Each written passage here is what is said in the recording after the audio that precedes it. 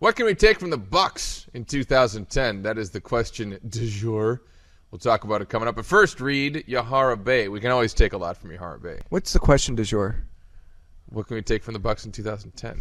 No, remember from Dumb and Dumber? Oh, that's if the that soup would have of the been day. funny. But what's the soup du jour? Is what Yeah, I know. It's what he says. And then you go, the question of the day, and I go, that sounds good. I'll have that. Okay. Haha. All right. So it's the Kentucky Derby this weekend, right? And people like to drink mint juleps at the Kentucky Derby. Have you ever had a mint julep? Me neither. I've heard they're kind of gross. I don't know. Alabama Slammer. I prefer my mint in my mojito, and a great place to start with your mojito is Yahara Bey rum. I got stuck between Yahara and Yahara. You went Yahara. It's like saying Caribbean. So you start with the rum, put a little soda in there, Ben. Mojito, or mint in the mojito. Yep. That's good. I mean, I really don't know how to make a mojito. I know those are the basic components. But if you know how to make one, or if you're at the bar, ask for one with Yahara Bey rum, and it'll be the best mojito you've ever had. And you can check out all the stuff Yahara Bey has to offer, and their pretty designs, and Carl the Still, and all of the above, and Nick Quint, the owner, yaharabey.com. You can link to it through our website right here at cheeseheadtalk.com. That's where you're at.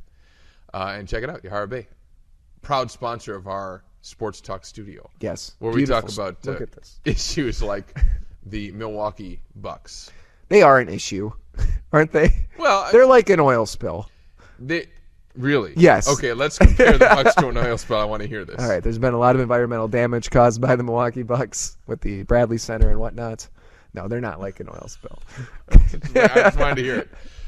They have this great season, especially in the calendar year 2010. They had a bad 09, right? But they get John Selmans, they get Jerry Stackhouse, they get Brandon Jennings comes to life. Brandon Jennings, Andrew Bogut until he did that thing. Did you see it yet? Elbow. I saw it. I finally saw it. It was yesterday during the. Show me your face when you saw it. Oh. And thankfully they had like a little graphic underneath, like Bogut lost to elbow injury. Yeah. So I just saw him like come down on it. And I didn't actually see the pop. I just could see that it is disastrous. Yeah.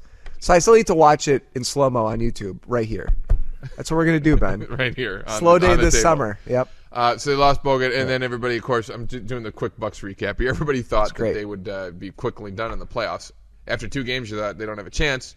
You thought maybe they get one at the Bradley Center. They dominate Game 3. Yep. They win Game 4. Then they go down to Atlanta and win Game 5. And that's we haven't talked since then on this show. Unbelievable. Come back 9 down. 13 down. 9 in the last 4 minutes. 9, and win that game. And everybody, it's Bucks Mania. Yep. It's Friday night. It's the Bradley Center. The deer are feared. The deer are feared until the deer choked on themselves. Yes.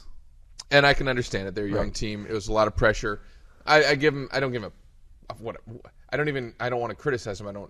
I don't feel the need to criticize them. They're young and they kind of choked on the pressure is what I'm saying. You think maybe they got chronic wasting disease? We're monitoring for that in the state with the deer population. There's a hunting zone. Maybe we should shoot all of the bucks to make sure that they don't have chronic wasting disease. That's what the DNR would advise. No. Anyway. No. So they have this horrible third quarter where they basically lost the series on Friday night at the Bradley Center. They didn't make the extra pass. They couldn't hit a shot. They couldn't score 70 damn points. I just spit all over. That's how mad I was. Yeah. It was so. In retrospect to that, and of course, Game 7's kind of a washout. Right. Which I really did think they had a chance in Game 7. I was wrong. I did too. So third, what it zeroes down to is they're playing great, and then the third quarter happens in Game 6. Now, I know that we were before the season. If you would have said the Bucks could do this, great. Mm-hmm. I would take it. Yep. Retrospect now, looking back, the fact that they had the 3-2 lead coming back to Milwaukee. Yes. And they got beat in Game 6, and they had that terribly. Quarter. What do you make of the Bucks? What do we take from this?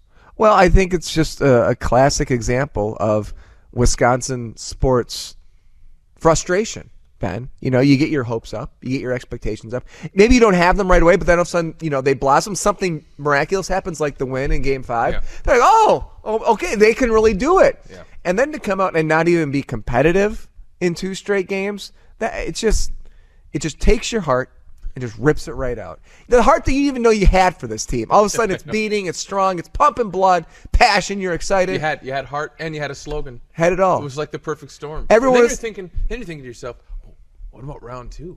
Right. Who are we going to get? Can we take them? No.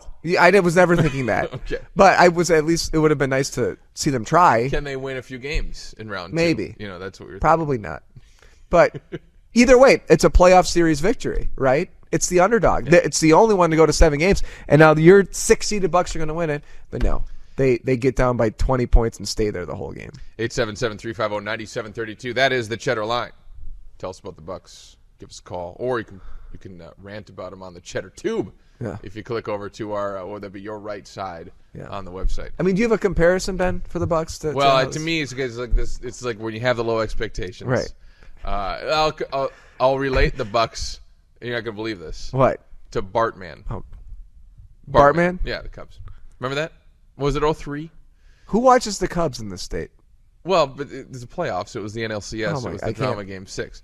The Cubs before that whole series. Who cares? If you had told Cubs fans that you could get to Game 7 of the NLCS, would I have had to actually talk to those mangy beasts? You do every day. They're everywhere. They're like a virus. And you said, well, you're gonna, in May. Okay, so like the Brewers stink right now, right? Terrible. The Cubs do too. If you tell Cubs fans right now, you're gonna get to Game 7 of the NLCS, say, well, take it. That's great. But then the circumstance unfolds. Yeah. And it turns out they blew a 3-1 lead to get to Game 7. Yeah. The Bucks blew a 3-2 lead to get to Game 7. Right. And then Bartman shows up. The Bartman was the point where it all fell apart, right? Okay. Or in Cubs lore, that's the point. Really, it was that bonehead shortstop dropping the ball. But the point is, the Bucks have this terrible third quarter, and it is deflating. The Bucks aren't nearly as pressure loaded as the Cubs in their losing tradition. I mean, with everybody saying you're a bunch of losers and you're never going to win. The Bucks have won. I know it was the 70s, but they won. And they can get back there again. The future's still bright. I'm still encouraged by the future of this team. I'm but discouraged. It's disappointing by the fact you referenced the Cubs and used that as just Ben. When you came to me with the idea for this website, you said, "I got an idea, cheeseheadtalk.com." I thought, I like it, probably based around Wisconsin sports. Yeah. It's not fibtalk.com. It's not flatlandertalk.com. Flatlander. Okay, and you're talking about the Cubs. Now, here's the example. It's the 2007 Green Bay Packers, right? You start there, you don't know what's going on. Who's on this team? I haven't heard of these guys. What the hell? If Favre's coming back, maybe. Who knows? Yeah. And all of a sudden they have this unbelievable run.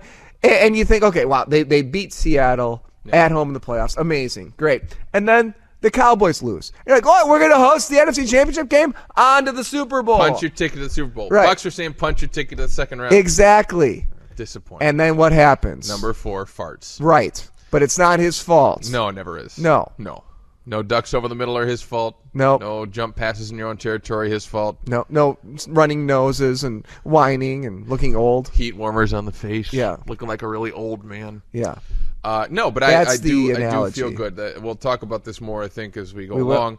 I'm disappointed, but I'm encouraged for the future far more than my discouragement. And re-sign John Salmons. Don't mess around, John Hammond. I don't think you will. No. But re-sign John Salmons. He doesn't mess around. We'll talk about that more later. We're the free agents, Ben and Reed, full of analogies. Cheeseheadtalk.com.